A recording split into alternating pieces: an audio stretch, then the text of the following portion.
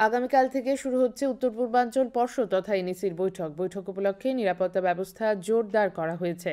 আজ সার্বিক নিরাপত্তা ব্যবস্থা খতিয়ে দেখেন রাজ্য পুলিশের মহানির্দেশক Amitabh Ranjan.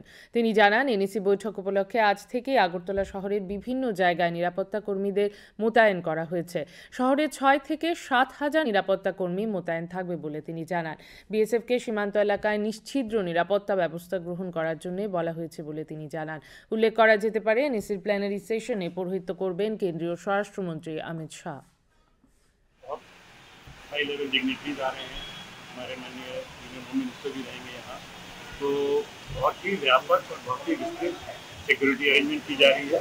Forming of the Indo Bangladesh border से लेके इंटरनल एरिया की पेट्रोलिंग, नाका को स्ट्रेंथनिंग, हमारी प्रिवेंटिव एक्शन इत्यादि ये नॉर्मल पुलिसिंग में हो रही है। इसके अलावा यहाँ कारकेड, रूट लाइनिंग, होटल पोलो की journal arrangement, state guest house में जहाँ वीआईपी रहेंगे वहाँ की security, high rise buildings, verification, checking of person जो काम कर रहे हैं।